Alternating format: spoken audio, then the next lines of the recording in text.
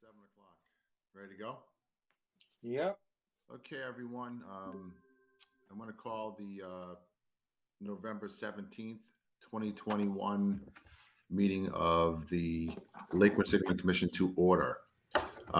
Pursuant to Senate Bill 2475, signed into law by Governor Baker on June 16th, 2021, suspending certain provisions of the open meeting law, GL Chapter 30A, Section 18. This meeting of the Lake Quinsigamond Commission will be conducted via remote participation. To the greatest extent possible, all meeting and hearing listed in the agenda will also be done as through remote participation. Specific information and the general guidelines for remote participation by members of the public and or parties with the right and or requirement to attend this meeting can be found on the town's website at www.shrewsburymass.gov/coronavirus. No in-person attendance of members of the public will be permitted, but every effort will be made to ensure that the public can adequately access the proceedings in real time via technological means. In the event that we are unable to do so, despite best efforts, we will post on the town's website an audio or video recording, transcript, or other comprehensive record of proceedings as soon as possible after the meeting. To listen to this meeting, dial 914-893-5851 and enter the following PIN: 292-523-642#. Please mute your device. And that's it. So this meeting is being audio and video recorded tonight. So there will be a comprehensive record of it. It's also being, I think I already said that. Our friends at SMC are also videoing it. So we have to call to order. And one of the first agenda item here after that is review and act on the acceptance of minutes of September and October 2021. So has everyone had a chance to review the minutes that they do have? Yes. Yes. Okay. Yes. Is there any discussion, comments from the board regarding this? Nope. Perfect. Oh, you know what? I should do a roll call, Angela? Yes. Okay, sorry about that. Okay, I'm gonna do a roll call just to do this, just to see who's here. So I'm here. Mr. Pica? Present. Sergeant Vito? Present. Sergeant Garmond or whoever's doing the Worcester PD Yep, tonight? Sergeant Garment's here. Garmond, good to see you, or good to hear you. Mr. Polito? Here. Ms. Doherty? Present. Ms. Amory? Okay. Ms. Labossiere? Here. And Mr. Nelson? Present. All right. Fantastic. Okay. And then there are no comments on the meetings, on the minutes rather. All right. There being none, I'll take a motion to approve. I'll make a motion to approve the minutes. Thank you. Is there a second? Second. All right. I'm going to do a roll call. Mr. Pica? Aye. Accept. Sergeant Vitos? I accept as well. Sergeant Gallimond? Aye. Mr. Polito? Aye. Ms. Doherty? Aye. Ms. Amory? Oh, she's not here. Ms. Labossiere? Aye. Mr. Nelson? Aye. And I vote aye.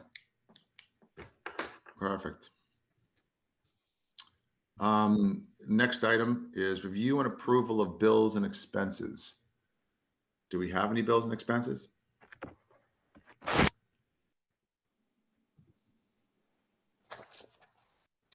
Okay, the expenses for November, $2,784 to ESS.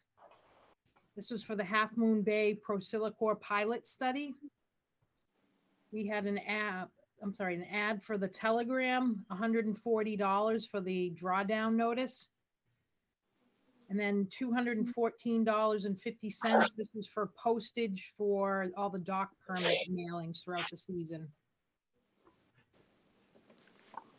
All right. Are there any questions or discussion regarding our expenditures? Motion to approve.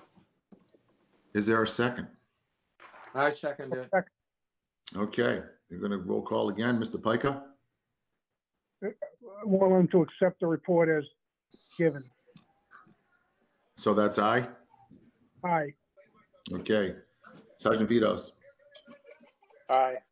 Sergeant Guyman? Aye. Mr. Polito? Aye. Ms. Doherty? Aye. Ms. Labossiere? Aye. Mr. Nelson? Aye. Okay, so myself, aye. So voted. We also have, the next item is the public participation. Do we have anyone on deck for that tonight, Angela? I saw one email come through. Yeah, there was one from Marguerite. Marguerite. On. Marguerite, are you here? Yes, I am. Okay. You're up. You got 3 minutes. All right. Hi, my name's Marguerite Cormier. I have a property on Worcester and Shrewsbury, Mass. Of Lake Quinsigamond.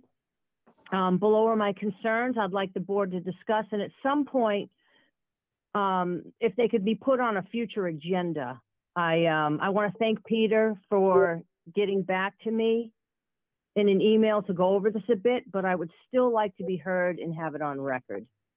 In the past, when we have gotten too much rain and water levels are extremely high, you or the board has issued a temporary no-wake order for watercrafts that are capable of making extremely large 4 to 6 foot or higher artificially made man-made wakes.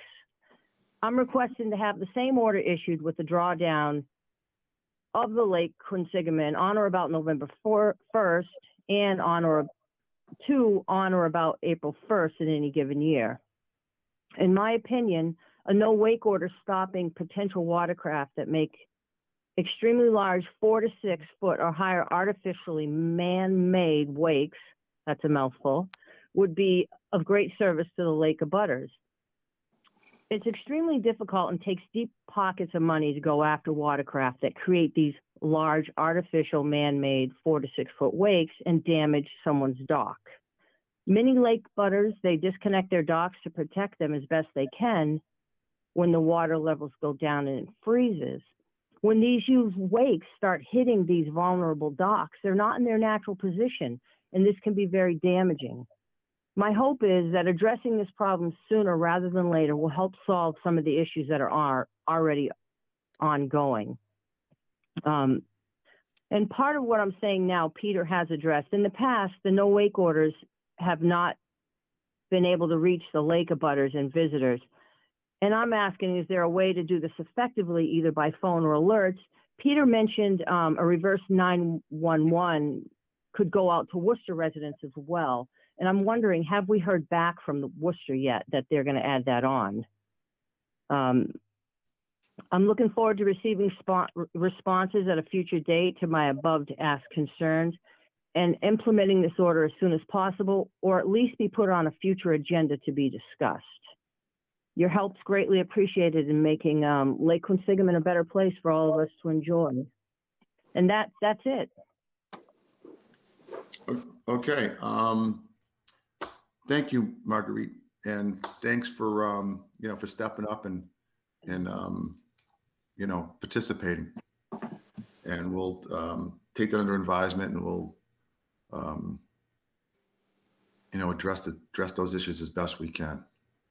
I appreciate that. All right. Moving along, review and possible act on correspondence from the Blackstone Watershed Collaborative. I'm going to admit that I'm a little confused about what we're supposed to be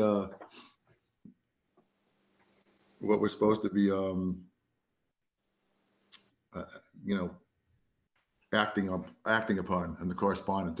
They sent out a thing. They're going to have a meeting on the 19th. That's Friday from 10 to 12 p.m. This looks like a really good organization. Actually, we are part of the Blackstone Watershed, and it looks like they're going to do some mapping projects to map out the watershed, which is, I think, a significant thing and a good thing. We're kind of at the head of that,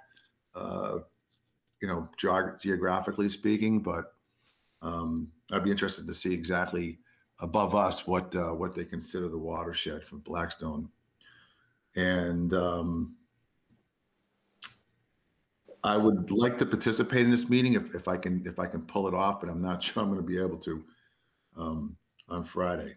So if anyone is interested in doing this, going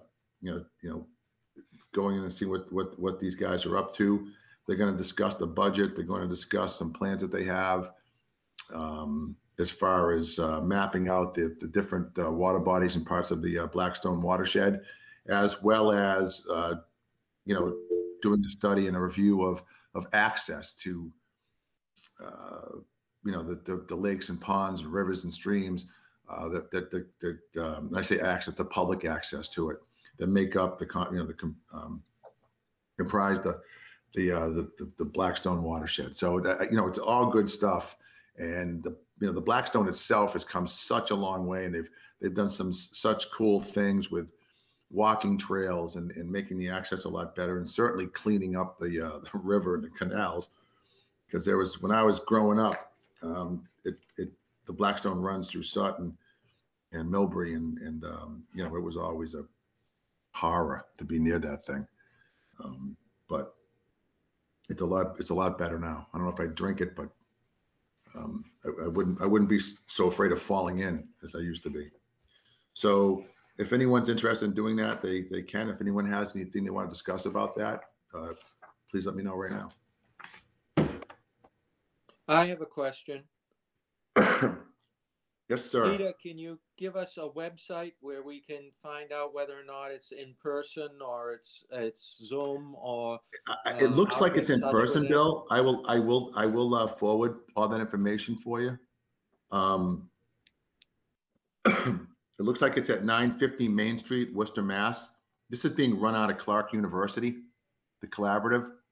And right now it's being headed up by Stephanie Covino. I don't know if you remember Stephanie, but she was the conservation agent in Worcester for a while. So she's worked with this commission before, and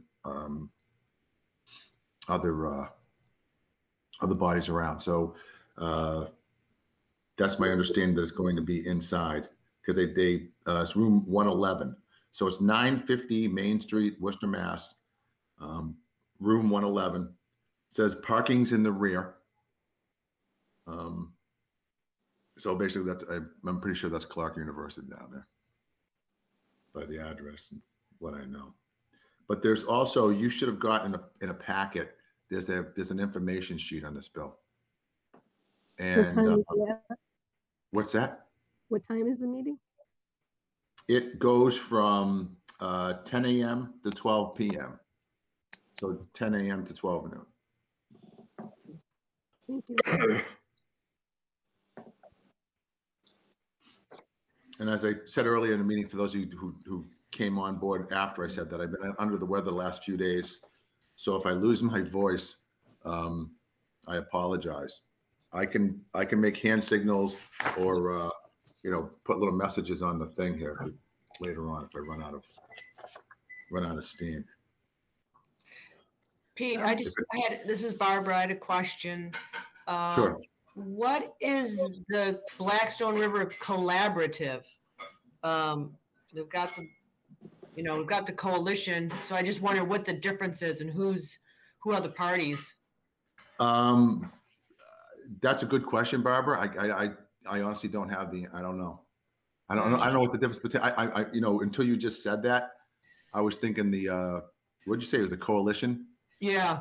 I thought the coalition and the collaborative were the same thing. Like until you just I don't think made so. that distinction, I thought that they were one and the same. So it possibly, but you're yeah, saying. you're right. I don't know. I know it's a fairly, Stephanie's this is a new thing for Stephanie, and so I think they have some energy and some resource there running the things, because I'm getting correspondence all the time from these folks. So it's ultimately good. I know that Indian Lake's part of it, that the Quinsigamond's part of it.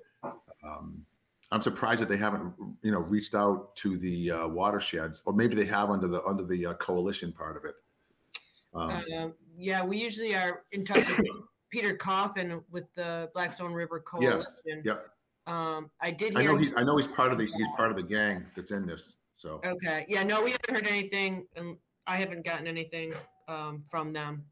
Maybe they just came up with a fancy new name for it. I don't know. Yeah. I wouldn't assume that, but. Can I just add that the meeting is also on Zoom, and we can Okay. we can send it to all the commissioners so you can have the information, and I'll send it to the Watershed as well. All right. Yes, Perfect. I'd appreciate that. I'm pretty sure that's good, because I'm pretty sure no one's going to want to see me come into the room on Friday. If I keep my mouth shut, they won't know. But. Okay. Good enough. Any other discussion or comments about that? All right. Moving right along. We're going to move into the commissioners' reports. I'm gonna actually defer my report, because it's mostly to do with lake management. Just to say that the weather's definitely turning, and everybody should be moving to get their docks out of the lake. And one thing I want to add onto that is that for anyone out there watching this, and then and for the commissioners, if anyone calls up and asks advice about docks and stuff in front of your house, I would suggest or recommend that you inform people that when they design a dock for their waterfront, that they want to take into consideration the change in the seasons and what they're going to do with it in the wintertime. The last few years, we've enjoyed having a drawdown, and that's helped immensely in helping us control the invasive weed population, invasive aquatic species around the lake. And that's good. But, my recommendation is don't design your seasonal removal of dock based on the water going down, because there may be a time, for whatever reason it is, that the water does not go down. So, it could be a permit issue. It could be some other environmental issue. It could be a dam issue. It could be a lot of different things, but you need to be able to have a plan B. We'll say that if you need to get that system out of the lake completely, because it's not, the water's not going to go down, then I would have that in place. So I'll just say that. Other than that, I'll defer my comments to the management plan. Mr. Pica, what do you have for us? Mr. Chair, well, with the water down, this is time for people to clean their water frontage and to do any hand tool work in terms of fixing up walls. Other than that, the lake, yes, is very quiet now in terms of traffic. Consequently, waterfowl like the swans are moving around. They feel more comfortable swimming around when there's less boat traffic. That's an observation over the years. And that's pretty much it, Mr. Chair, at this time. the water quality of the lakes in terms of turbidity seems pretty good. It seems that the treatment on the Half Moon Cove in terms of treating the Eurasian milfoil, they're not at the top of the water right now. I hope that that's due to the treatment and not just due to the end of the season and they've, so to speak, quelled in terms of their growth. But that's pretty much my report, Mr. Chair. Thank you. Okay, thanks, Mike. Yeah, the Half Moon, I went in there after the treatment. I think they're down naturally right now. Excuse me. It's that time of year, so I think they came down naturally. So you're probably not going to see any of them out there. However, that said, my observation was a week or so, 2 weeks, I think, after they did the treatment, and for the most part, they were gone. There were still some patches there, and they may have not seen those or whatever when they did the treatment, or it may not have gotten effect yet. But we're looking forward to seeing how this reacts in the next season. And the next part of the plan there will be part of that, and I'll go over that in a second. Sergeant Vitos.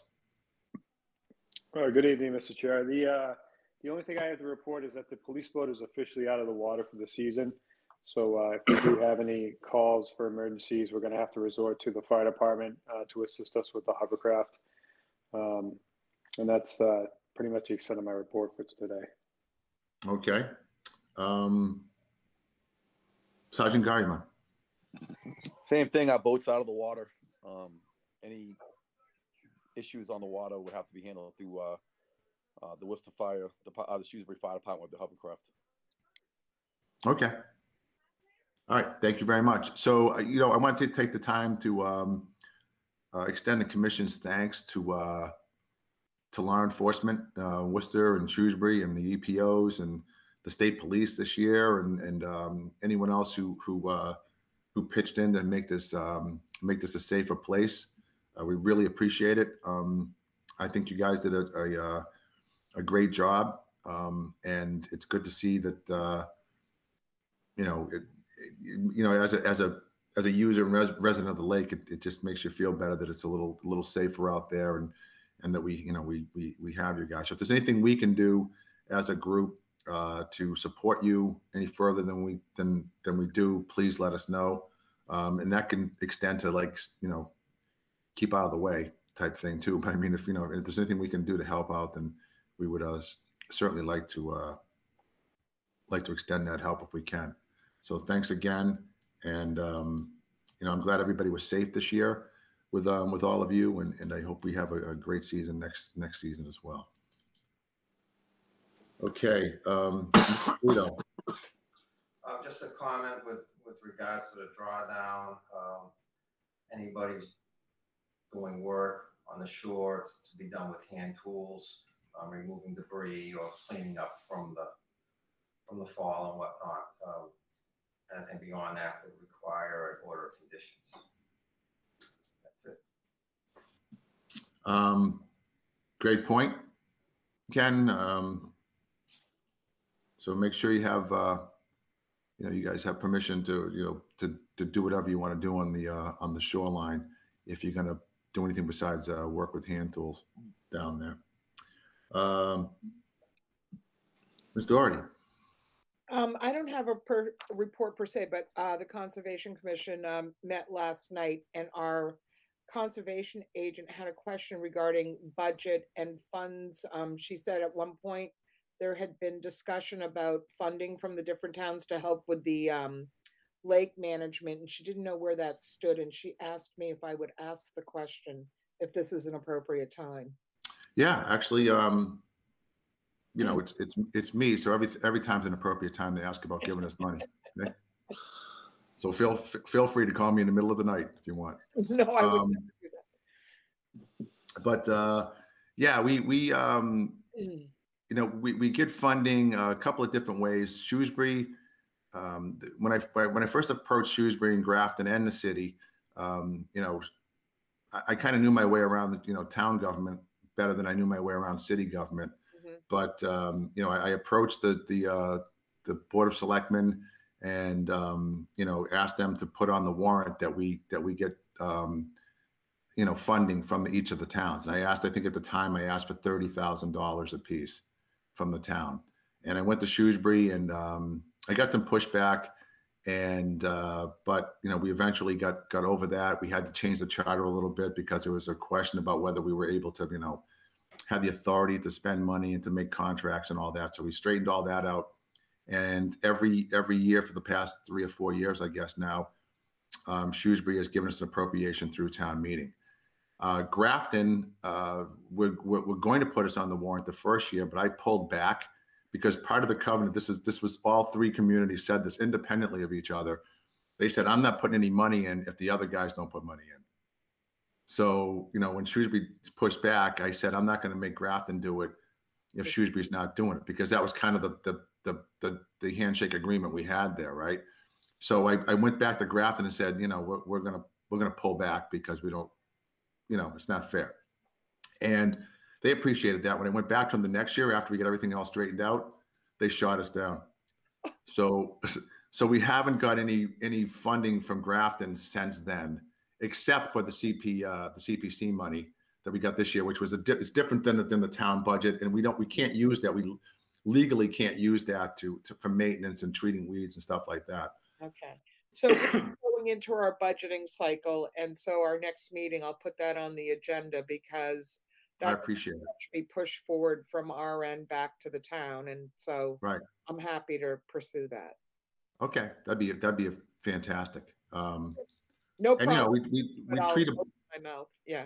Yeah, I mean, from one of the questions from the Grafton Selectmen, this is a legit question. It's like, all right, well, I'm looking at the map here, and Grafton's like this little piece of Lake Quinsigamond, but he wants to contribute equally.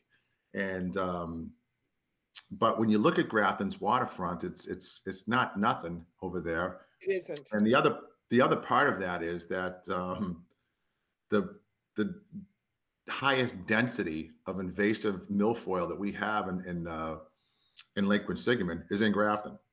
Okay. So the other important factor for Grafton too is that they spent, it was 4 or 5 years ago now, I guess it was, right? It was a while ago when they dredged Lake Ripple, and it cost. Oh, I remember that. Yes. Yeah, it cost over $500,000 to do that, to clean out the weeds that are coming, probably some of them at least, from Lake Quinsigamond over the dam.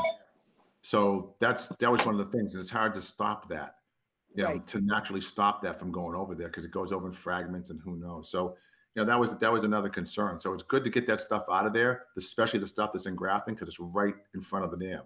Yeah, I imagine people who have craft or things in the water in Lake Ripple are also over on Flint Pond and other places. So Yep. So, and people do go. A question was asked by one selectman, well, how many people go, how many people from Grafton boat in Lake Quinsigamond? And I closed my eyes and I literally could name off by myself, just people I know. It was like 10 at least. All it takes is one, but I mean, so it's kind of funny that was a question he had, like no one comes to Lake Quinsigamond from Grafton. Having been a resident here of 32 years, I'm not surprised. Yeah. Well, fortunately, so, he's moved on as a selectman, and so we don't have to have that discussion anymore. But that's it's all good. We're willing to do it. I went there with my hat in my hand and asked for money, and I should have kept my mouth shut and let him pay us the first year. Yeah. Well, hey, you live and learn. I'm a fundraiser by profession, so if I can't make it happen, then maybe nobody can. But I will ask, and our chair, Sandy Brock, is a great advocate. So perfect. I will let her know. All right. Thank you. Thank you so much. Ms. Labossiere. No report. No report. Okay, good. Thank you. And Mr. Nelson. I guess there's only one thing to report on. The Quinsigamond Rowing Club has basically finished its season. It's had its last regatta. It's put the 4-oar rule in effect, so any singles can't go out since they only have 2 oars. rowers are required now in the cold weather to have a life vest, a whistle for signaling, and a cell phone in a watertight bag. And probably more importantly, since the docks are coming out in 3 days on Saturday morning, they'll have to launch their boats by wading out into the lake. So essentially, there'll be very little rowing going on until the weather gets warm again.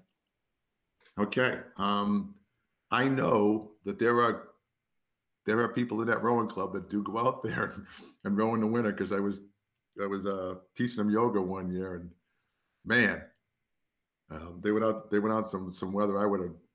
We have one member who put runners on the bottom of an old boat and nails on the end of his oars, and he rows on the ice. Yeah, I was just going to ask you that. Is that a sport? I don't know if it's a sport. I have seen isolated videos of people doing it on various lakes, but I've never seen anything connected to having regattas or racing with that. It's more of, I guess, an individual fun thing. Yeah, seems like a novelty maybe, but who knows? That's how sports start. They probably thought that the first time they saw a crew boat go through there. So, all right, no, that's good. That's interesting. So, glad you had a good season, and I hope you have another good one coming up. All right, so that's it for reports. I'm gonna go into the lake management plan. The drawdown has been. We started drawing down, I'm gonna say a week ago Monday.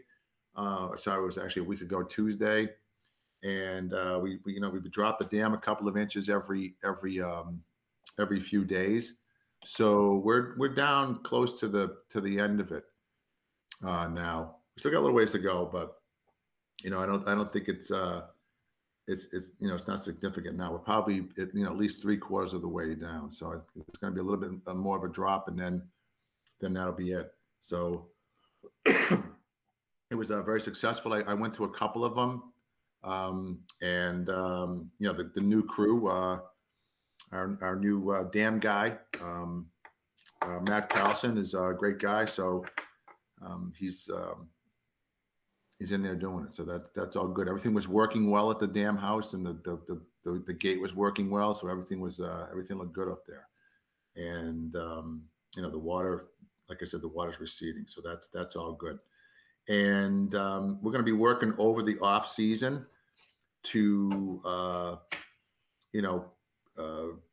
we have some reports we got to do for, to meet our permit requirements regarding, our success in treating the invasives.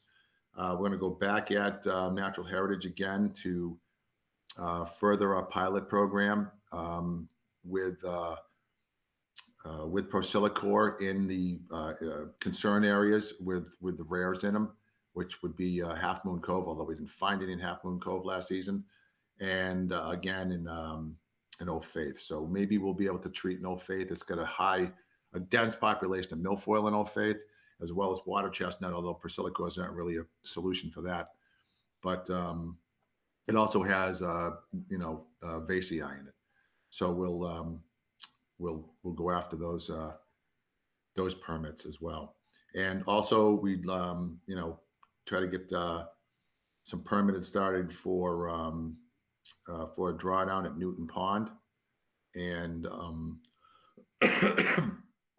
kind of move forward on that part of it. Looks like we'll establish a plan, which there'll be an update in February at our next meeting regarding where we're gonna treat this year, or in the 2022 season, and what we're going to be using to treat with. So that'll be coming at that point. And I think that covers everything I have on there. Does anyone have any questions or comments on that? Okay, there being none, we can move on to an update from Jacqueline Burmeister, Senior Environmental Analyst for Worcester DPW and Parks. Did that get longer again, or is it just me? No, actually it got shorter. It got shorter? Yeah, I no longer work for DPW. I got shifted. Oh, okay, so it's to- this is bad. So now it's just Jacqueline Burmeister. Department of Sustainability and Resilience. It is our brand new department at the City of Worcester in response to our Green Worcester plan. Okay, that's a fancy title. All right. Yeah, cool. So it's still Lakes and Pond Coordinator, Senior Environmental Analyst, but now that we are a part of the Sustainability and Resilience Department, we are going to have created, as part of this new department, a Citizens Advisory Board. So if there are folks out there that are interested in kind of, being a little bit more involved in how the City of Worcester is holding itself to carrying out the Green Worcester plan, you can apply to be a part of this Citizen Advisory Board. And kind of, you meet like once a month maybe and kind of talk about, get updates from what the department is doing and learn, not just in lakes and ponds, but the Green Worcester plan is really, the goal of it is to make Worcester the greenest mid-sized city in the country. So there are a lot of different elements to that, and just seeing what we're doing and lending your viewpoints as a resident. So if that's something you're interested in, you could go to the City of Worcester website, and it's open to anyone to apply. Perfect. Yeah. Margarita, if you're still on the call, there you go. Get involved in that. Yeah. So I have a quick little PowerPoint. Where is it? It's in here. I thought I had opened it already. Yes. So I could send this to you afterwards. It's just a PDF file, but we are still out in Lakewood to do it until we can't do it anymore. And the reason for that is because last year we caught sight of a cyanobacteria bloom occurring in early December. And we're not sure if that was a one-time thing or if this is something that we need to keep an eye on. We saw some really odd cyanobacteria activity going on over the summer. To our knowledge, nothing that reached dangerous levels, but more than we've seen in the past. And so the turnover that occurs in Lake Quinsigamond due to these like very unique thermal dynamics that this lake has because it's so deep, we are monitoring as late as possible. And our buoys, which do remote monitoring, we found out have like a brand new battery that could withstand really cold temperatures. So we could leave those out as well until right before it gets icy and we need to get out there before we can't anymore. So those buoys are still out there collecting data. So that will continue to give us good information. We're going to start analyzing that data in relation to our other manually collected water quality data at the end of the year. So that will be really exciting to see if we could start relying on these data from the buoys that are being collected every 15 minutes to get warnings about if something's happening like a sediment release or a cyanobacteria bloom or a spike in temperature for some reason or another. So that's really cool stuff. One thing, so I mentioned that lake turnover, these graphs in the middle of the screen, really we go out there and we measure from the surface to the bottom of the lake in our two deepest spots, temperature and dissolved oxygen. And what happens in the wintertime is as it gets colder, the lake gets colder starting on the top first. And as that temperature gradient kind of like equalizes, it allows oxygen and circulation of water throughout the entire water column. And it brings up a lot of the nutrients and decaying matter that was kind of hanging out, trapped on the bottom. It brings it up to the surface, and that allows aerobic microbes to begin eating those nutrients. And that's when we see the possibility for a cyanobacteria bloom to occur. And so we're out there trying to see that happen. And if you look at these graphs, as these lines here become more and more straight, that's when that circulation could really happen, and we want to keep an eye out for it. It means that oxygen's getting to the bottom of the lake again, which is a good thing, but it also means that there's a lot of food available.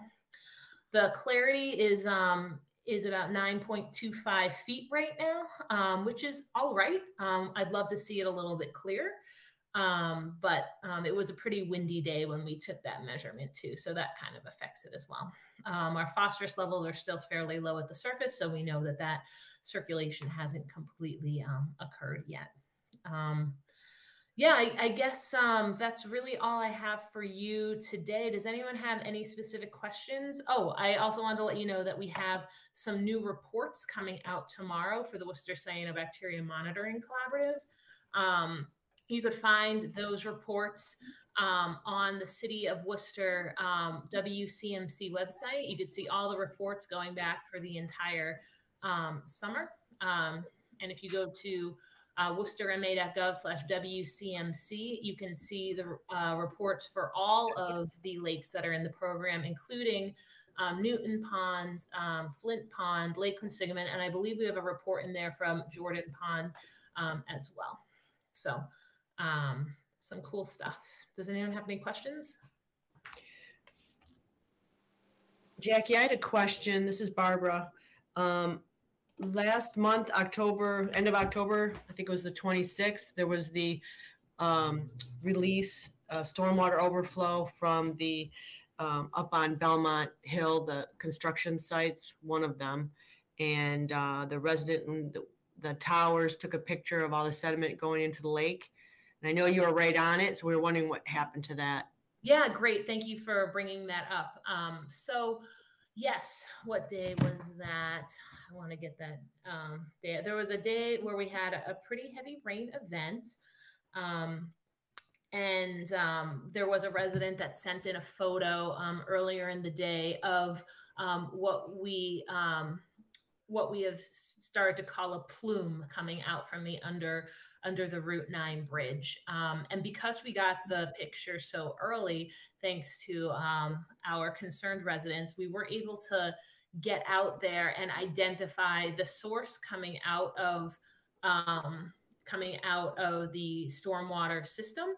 And as it was expected, we did pinpoint the location of the sediment entering the lake to be the Route 9 outfall. So that big outfall that is sampled by the Lake Quinsigamond Watershed Association, and really is the outfall that is part of a very large sub-watershed in the city. A lot of the city of Worcester around that area has stormwater that enters into that, including some sites that are being developed up off of Hospital Drive, off of Belmont Street.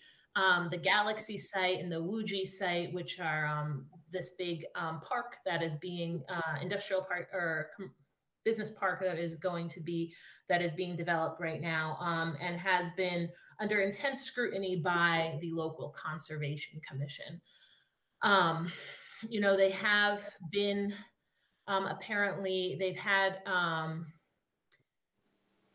I was talking with the Conservation Commission, and they were trying to get in touch with them to see if they could go out there and put up a turbidity curtain. But unfortunately, when they got to the site, they didn't see any smoking gun as far as like which site was contributing. Previously, it was very obvious to like see like, oh, this site here was like the major contributor to this event. You could see the sediment running off the site. In this particular instance, there was not one particular site up there that was contributing to that, at least by the time they got there to look at it. So, you know, at this point, what they're looking at is that they know that the sites are going to be buttoned up in the next week or two, and they are evaluating like what they can do to make sure that like in the future, these groups have what they need on hand to intercept something like this from happening, like with a turbidity curtain or something like that.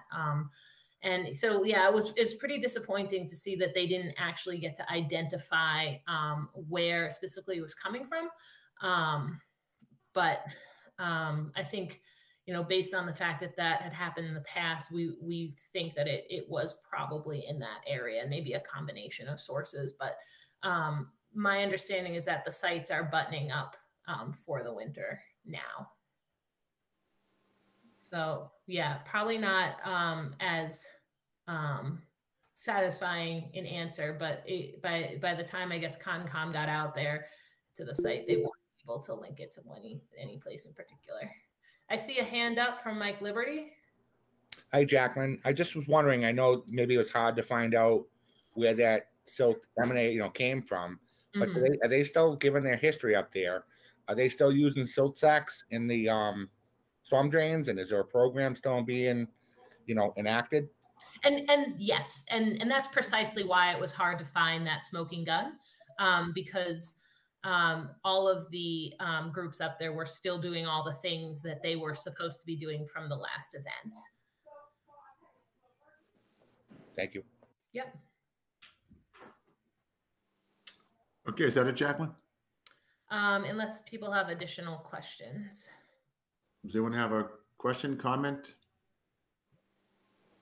suggestion? All right. There being none, thank you very much, Jacqueline. And next item is the update from the representative of the Lakewood Quinsigamond Watershed Association. Which one do you find people are going to do it tonight? This is Barbara. I have no report, and Mike doesn't have anything either. So I guess we'll close up early tonight. There you go. All right. So nothing from the watershed. So set the date of the next meeting. Oh wait, I was supposed to report something. Angela wanted me to tell the commission that the I think it was the Holy Cross men's rowing did a cleanup at the boat ramp. They did some cleanup around the lake. Did I get that right, Angela? Yeah, it was actually the WPI men's team. And they did the cleanup actually on the lake as well. So they did it from like the shorelines and, got to different areas with their boats. No kidding. Excellent. All right. Thank you. Thanks. And please extend our best thank you to them. They're probably over there cleaning up all the Holy Cross's beer bottles and stuff. Huh? I don't want to start anything, but all right. So that's great. Mr. Chair, can I make a comment? Sure. I continuously over the last 3 years get asked by various members of the Quinsigamond Rowing Club that if any other group is doing a cleanup around the lake, could they please contact some members of the rowing club? Because it's not the whole club, but there's a small group of members who would really like to help in any of these cleanups. Okay. I know that during the Quinsigamond cleanup day, and the schedule's been kind of wacky last year or the year before, I think. But I know that there's been people from the rowing community at those cleanups. And I want to say it was the Worcester Rowing Club or the Worcester Boat Club. There was someone I knew from the one of the from the club, and yeah, they were there cleaning up. So I will extend that out there and say, hey, make sure you know that. I guess when we have a cleanup day, Angela, we can send it out to the rowing community, let them know. Yes, because this year several members commented to me that they were a little upset that they heard about it the week afterwards.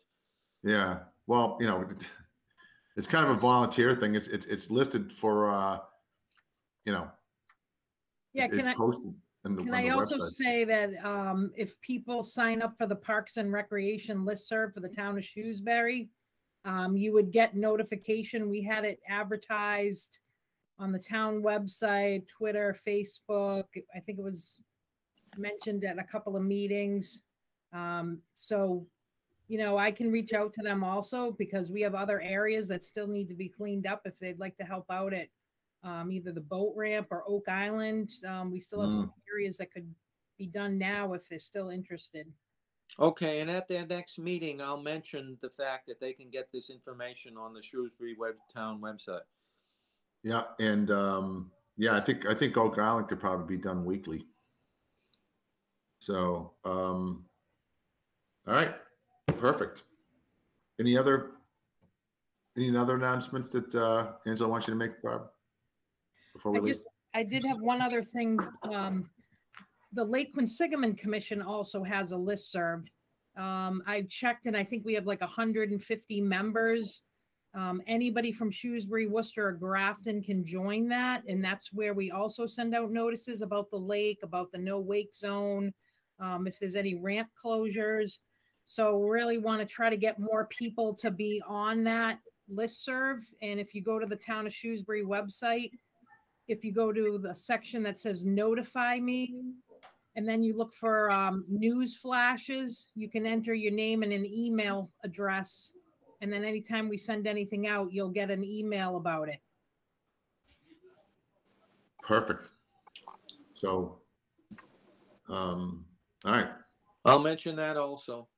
And that also may answer a question that was brought up earlier in the public comments part of things too. That there's a listserv. You know, it's on the website, so it's there. You know, you just have to kind of, you know, we're doing our best to make it as you know, get the notifications out to as many people as possible. So, but 150 people is way less than we have around the lake, for sure. We have about 1,000 people on our Facebook page, 1,200 people. So also, if they want to sign up for the Lake Quinsigamond Watershed Association Facebook page, we will post when there's a cleanup. And we always had a spring one in coordination with the Shrewsbury Parks and Rec, and now we're doing a fall one also in coordination with Shrewsbury. But they should also look into the Regional Environmental Council. They coordinate cleanups on the Worcester side. And maybe, I don't know, Jackie has more information, but they usually clean up at Brownie Beach every Earth Day. Okay, perfect. All right, so now set the date for the next meeting. So we had January 26th as the next meeting. January 26th. All right. So perfect. You get a month off then.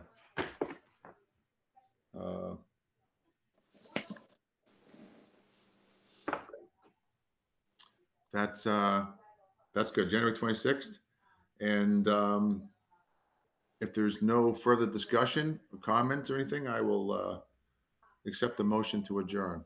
I'll make a motion to adjourn. All right. Is there a second? I'll second the motion. All right. Thank you. It's going to do one more roll call. Mr. Pica? Aye. Sergeant Vito? Aye. Sergeant Garamond? Aye. Mr. Polito? Aye. Ms. Doherty? Aye. Mr. Bossier? Aye. And Mr. Nelson? Aye. And I vote aye as well. Thank you very much. Have a great holiday season. Stay safe. Thank you. Thanks. Okay. Thanks for all your help. Same to you. Thank you. Bye-bye. Thank you.